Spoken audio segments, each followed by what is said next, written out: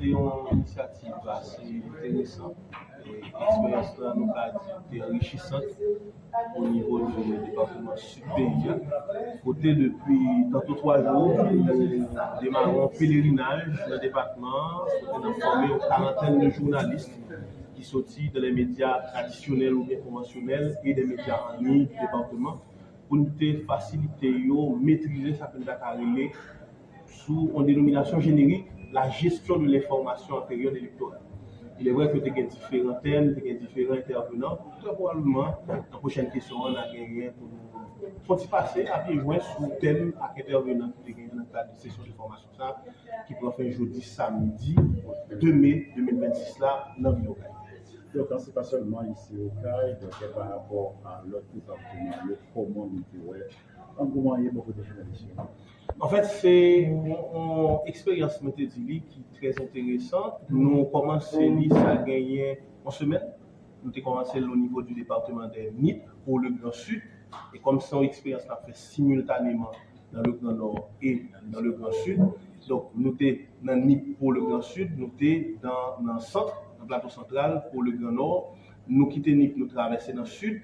Même j'ai équipe qui est dans le Grand Nord a quitté le plateau central, il traverse dans la Tibonite. Tout côté nous passer à cette expérience-là, les journalistes ont très bien accueilli.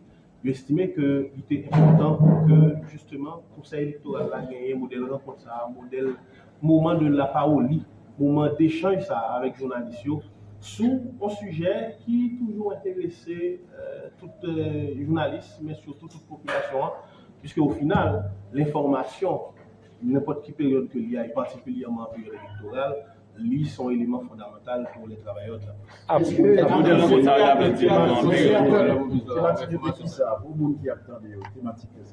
On dit nous avons gagné environ 7 thèmes dans le cadre de la session de formation. Pendant la première journée, nous avons gardé avec l'intervenant Jean Fares, Jérôme, médias entre éthique et déontologie. Avec moi, serviteur, nous avons gardé comprendre le processus électoral du début à la fin. Et puis, dans la deuxième journée de formation, nous avons gardé avec Marie-Raphaël Pierre en termes de fact-checking et lutte contre la désinformation en période électorale, discrimination en ligne, propagande et fake news. Nous avons gardé tout avec Godson Lupoint en termes d'accessibilité de l'information en période électorale, accès à l'information en période électorale, rôle du conseil électoral provisoire et responsabilité. Pour les journalistes, et responsabilité du CEP.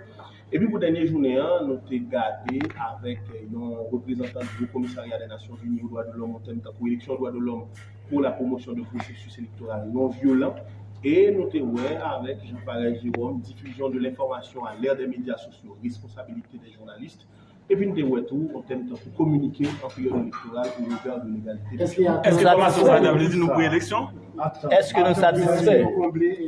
Jusqu'à présent, oui. Parce que nous croyons que la majorité des journalistes, c'est des gens qui expriment. Nous avons eu la chance de poser des questions que vous avez gagnées par rapport à différentes interventions que vous avez faites. Eux-mêmes sont satisfaits et nous avons témoigné, parce que la majorité de nous qui ont parlé là, qui ont posé une question, c'est des gens qui ont assisté à cette session de formation. Il y a des gens même qui m'ont demandé justement pour expérience ça et continuer. Ce que nous-mêmes, nous allons continuer à faire dans l'autre département. L'un nous saute là dans le département sud. Nous allons pour nous rentrer dans le département de Grenoble. D'ailleurs, lundi, lundi 4 mai 2026, nous allons bien pour nous dans la Grenoble. Pour nous continuer même expérience de formation. Nous attendons l'élection. Est-ce que nous avons une élection par rapport à la formation ça?